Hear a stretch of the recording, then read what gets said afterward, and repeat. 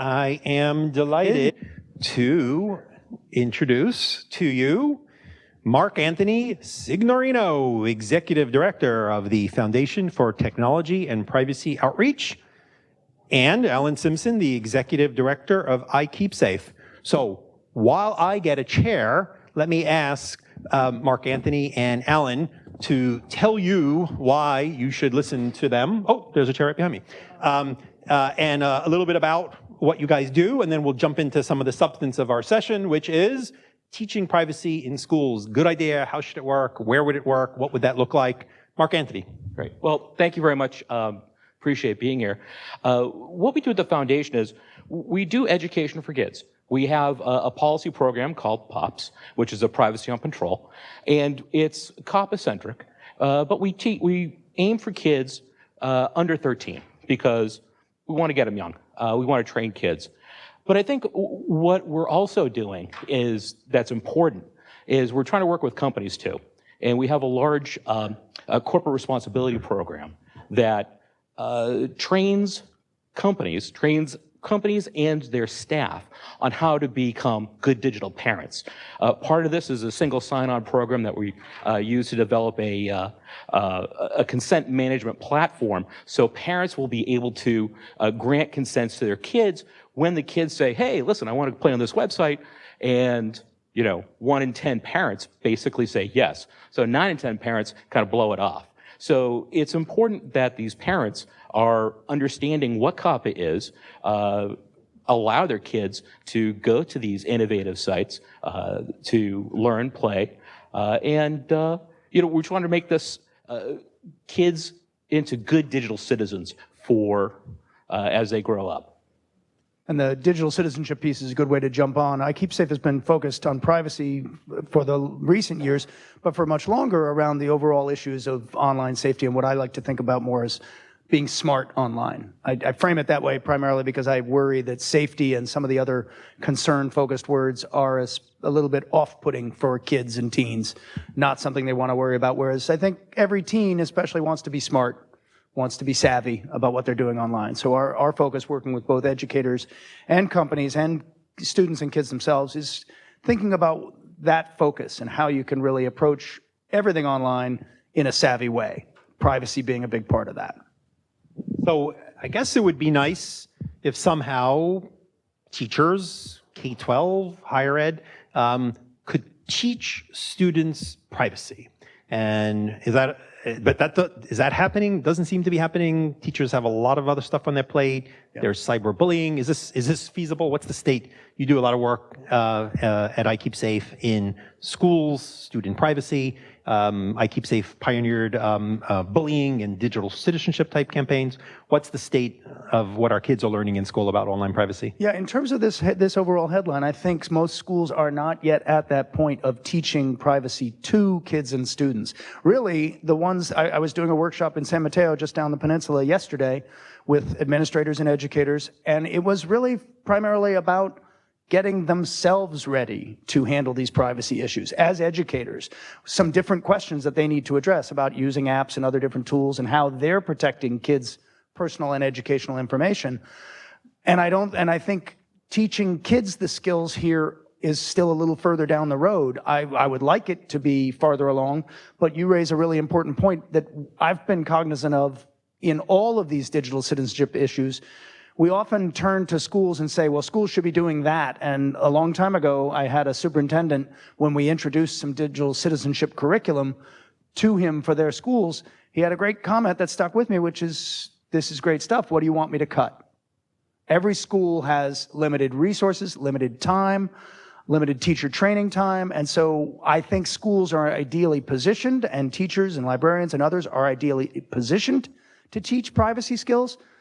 But it's hard to find the time amidst all the other things we want them to be teaching. And I agree. I think part of the problem too is that there's a glut of privacy education out there for kids. We're in 120 school districts, 49 states, 8 countries, and one of the things that we hear from teachers are, wow, there's so many choices that we have. So teachers are sitting there looking, if the ones that do have the time or do have the inclination, they're being bombarded with a number of different curriculum. Go, well, which one's the right one to use? So it's a little bit confusing for them. And there's, I guess the question is for educators, it does come down to resources. They do have limited resources. They do have limited time. Is this something that it's kind of like a one-off? Like when your teacher was, didn't feel like teaching you, they wheeled in the cart with the television on it. It was, it's exciting. Is this something that, I don't feel like teaching math today. We're going to learn about privacy. Or is this going to be a commitment? And that having a commitment to privacy is not just a one-off. It's not just a couple of lessons that don't mean anything to the kid. It's just a one-off. It has to be something that is part of the fabric, part of the rubric of learning.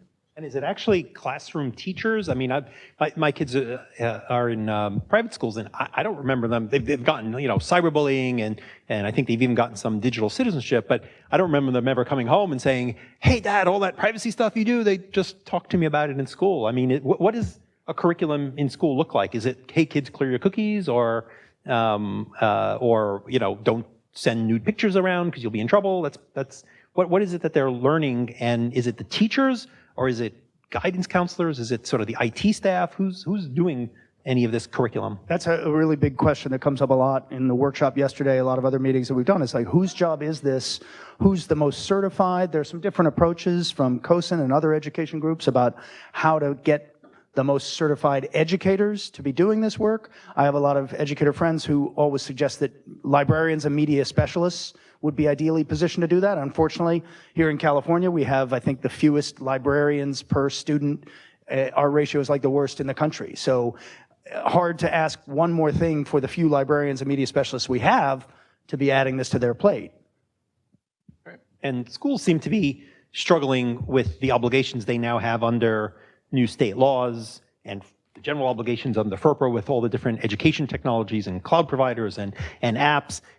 They seem to be struggling to keep up with their own obligations to manage the data they have. How have you seen, California led the way with SOPIPA. Do you see schools, nobody hired any new special privacy staff? Right. There was no funding for that, was there? There's no fund. And California put out some early student privacy legislation that, again, is more focused on what educators need to do to protect student information, which is crucial. But the law that I think is a little bit more promising, AB 1584, that was passed the same year and is just part of the California Education Code. The difference to me is that FERPA focuses on schools and what they are obligated to do, and SOPIPA focuses on companies and what they can and cannot do. And what I like about AB 1584 is it looks at both of them and says, here's what you should be doing together, because I don't like the dynamic. I don't think it's productive for schools and companies to be pointing at each other saying, well, you're supposed to be handling this. And I think what's positive about the 1584 framework is it says to educators and companies, if you don't do this together, then your contracts will be void, and that's a pain for everyone. So I think there's some productivity there. I think there's some real opportunity to get companies and schools working together on this. And one of my hopes has always been that companies, especially in the education and kid-focused space, will see a real market value in being more privacy proactive. And parents will like them more, teachers will like them more, and they'll see more success. What's nice about that, too, is that, when you have such a big buyer like California, the California government come in and say to their contractors, thou shalt do this. The contractors do it, and then they say, well, we're going to maintain those practices throughout our entire U.S. market. The same thing happened with EWaste issues a bunch of years ago. California said, okay, thou shalt not have PBDEs, flame retardants, in your computers. And so companies said, okay, we're just going to take them out of all computers. And that's how the market changed across the country. And I think, they have the opportunity to change the entire face of the market that way, because companies are not going to want to have two different regimes, one for California, one for the rest of the country, for how they do business. So obviously companies seem to think that they have a role. I've always been skeptical that it's easy to teach privacy. We care about it. We care about the Constitution, maybe some of us have been looking at it recently to wonder whether things that are going on in this country are in sync, but most of us, unless we're full-time students, aren't regularly studying clauses of the Constitution, and we care about it a great deal. Do we actually have time to become experts on privacy? Shouldn't companies just be walking us through this? I saw that for Data Privacy Day, Facebook refaced and added clear, simple pages with a new privacy center. Every week or so, you hear of some company creating a privacy center.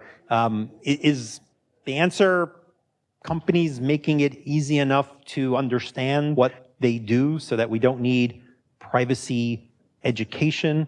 I rented a car the other day in a strange city. I hadn't been there before, and I landed at night, and I went in and I rented a car. I could kill someone with this. It's a car. It's dangerous. And I didn't read the manual. I kind of got in, and I had to look to, it was dark, so I looked to see where the lights were. And then I drove away. And I haven't taken driver's education in 50 years, 40 years. Why is it that my browser or my online experience shouldn't just be intuitive enough that it's clear to me what's going on and I don't have to think twice about it?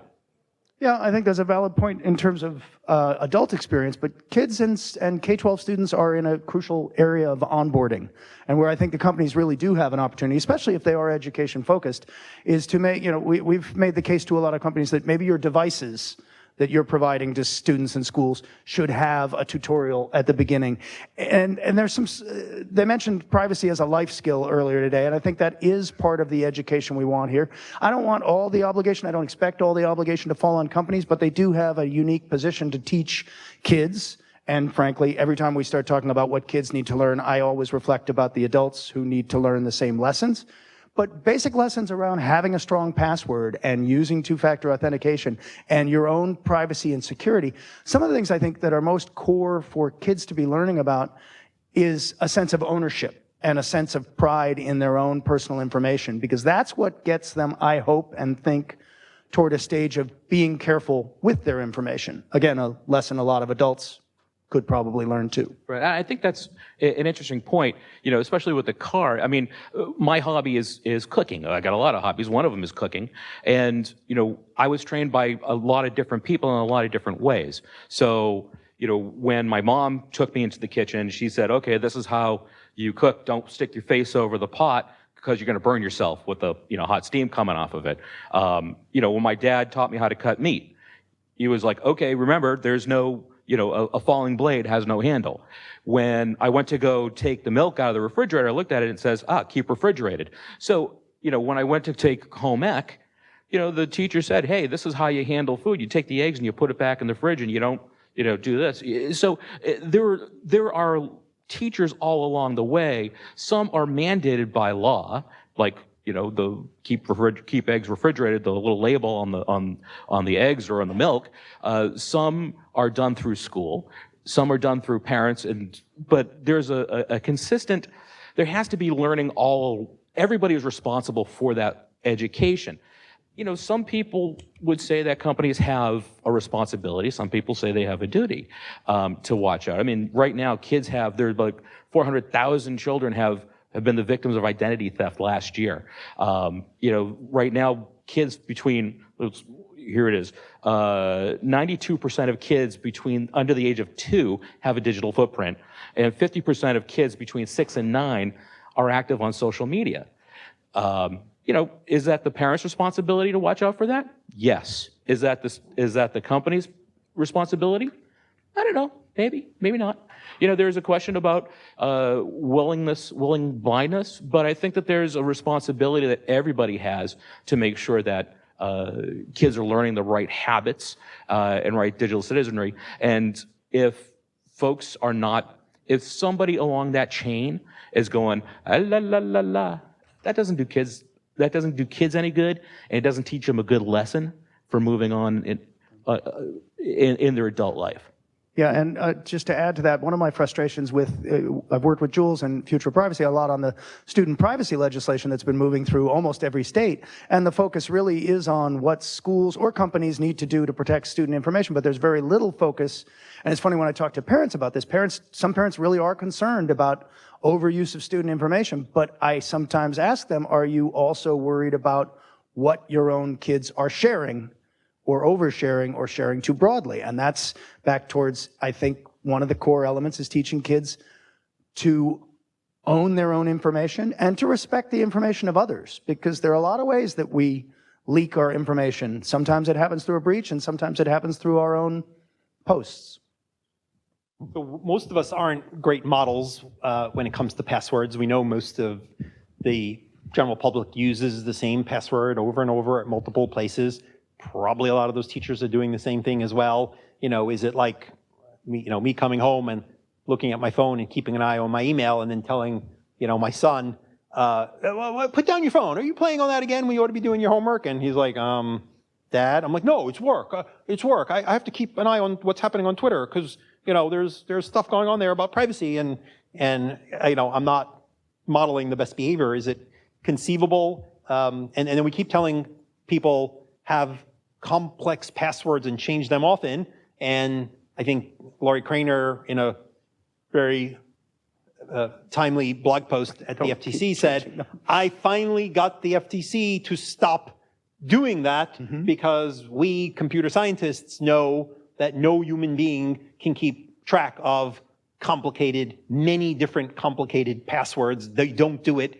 It's really better to use a password manager. Nobody, and then, a couple of people piped up, oh, I have some system where I take the top letter, and there are those people, respect to you, but maybe we ought to be just giving kids password managers and saying, here's how they work.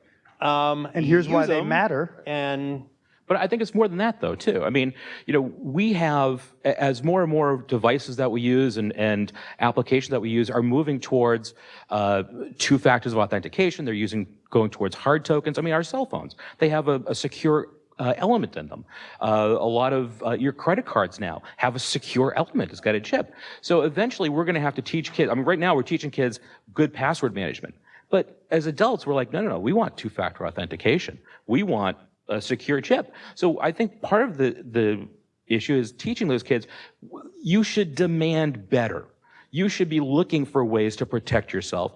And part of this is going to have to, once they learn how to use these devices, demand these kind of identity protections. Because right now, COPPA is as Denise Taylor mentioned earlier from Privo, COPPA is a marketing protection, but we got to protect kids' personal identity. And that identity has to be protected as that kid ages up and becomes a productive member of society and, as accesses government services, because if we don't protect that identity, bad people are going to take that identity and use it to steal the money from the government. There won't be any services left. And that's, I think, an important point that we should be teaching kids, because even if they're not necessarily worried about safety or getting into the right college, kids get the idea of having things stolen from them.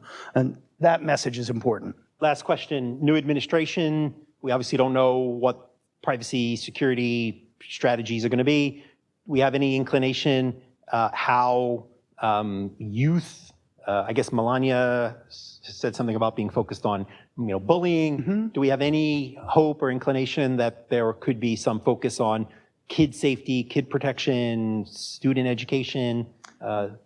We talked about this in December at FOSI, and I don't see national legislation on this issue because privacy in the schools is a school issue, and the trend right now, even before the new administration, is moving that power back to states and localities. So I think you're going to see more growth from states going up and from local districts being really smart. What I do like seeing is a lot of collaboration around within school districts, not just in California but nationwide, about learning from each other. I agree with you 100%. But what I do think that there's going to be a huge